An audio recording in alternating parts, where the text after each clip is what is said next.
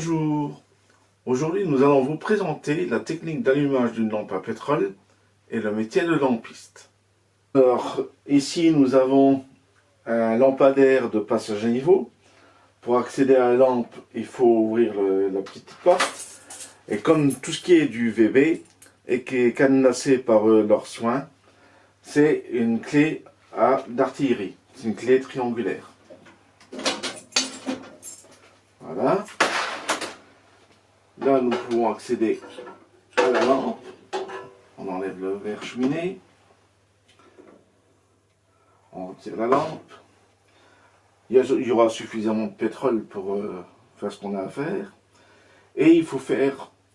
Là, on voit que la mèche a brûlé, donc, ce qui est normal. Il faut procéder à son mouchage. Pour ceci, on utilise, comme vous pouvez voir, ce qui ressemble à un ciseau, mais le vrai nom est une mouchette.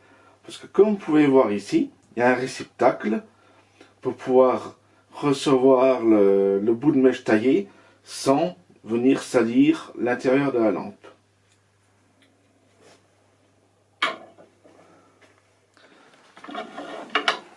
Alors nous prenons notre mouchette, on coupe à la hauteur là à peu près.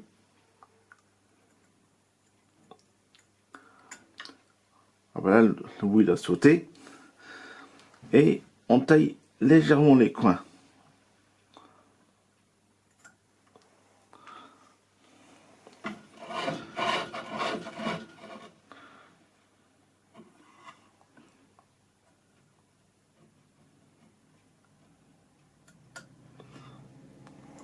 On voit les petits réceptacles, les petits morceaux dans...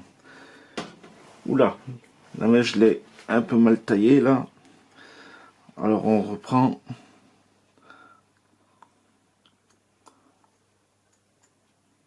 Vous voyez bien le bout de la mèche qui est taillé, qui est récupéré à l'intérieur du réceptacle. Ensuite, on va pas mettre la mèche trop haute. On va pouvoir la remettre à l'intérieur du lampadaire déjà. Nous allons procéder donc à son allumage. Excusez-moi pour le bras de modernité.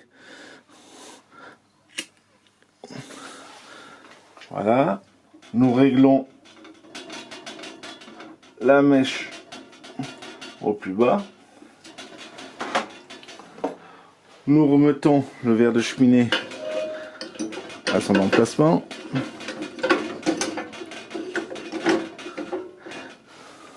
Et on remonte la mèche. Doucement. Parce que si on monte beaucoup trop vite, le verre n'aura pas le temps de prendre sa température et il va se fissurer. D'ailleurs, vous pouvez apercevoir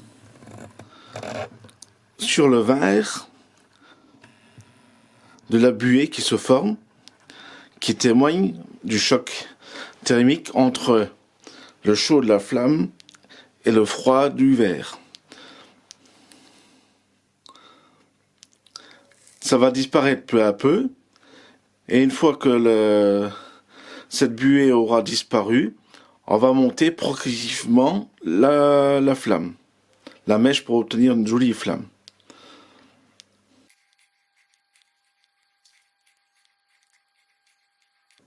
On voit la buée qui disparaît de plus en plus vite. Il y en a presque plus. On peut commencer à augmenter légèrement la flamme. Pas de trop.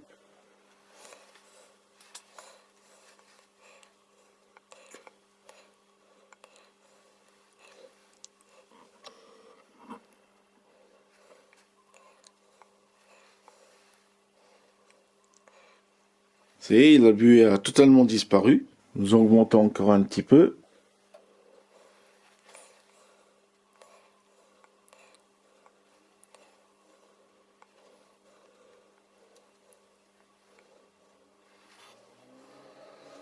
Encore un petit peu.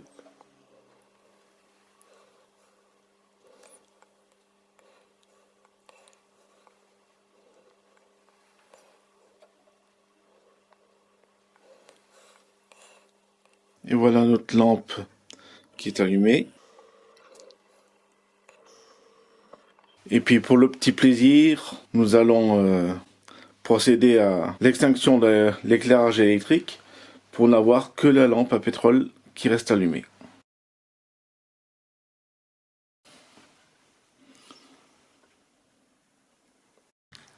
Et maintenant, nous allons procéder à son extinction, qui est toute simple.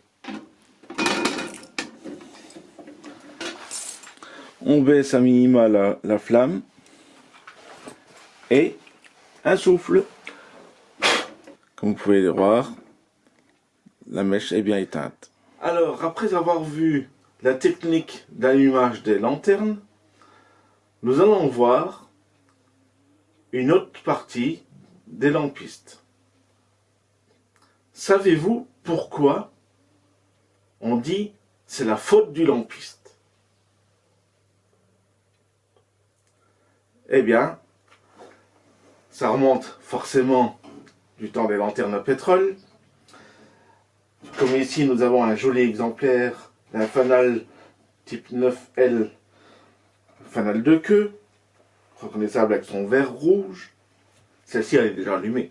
Lorsqu'il y avait un accident ferroviaire, par collision à l'arrière, qu'on appelle couramment un rattrapage, bien entendu, les chefs de mécaniciens rencontraient immédiatement le mécanicien en cause et lui demandaient qu'est-ce qu'il a encore fait et il n'a pas respecté sa marche à vue.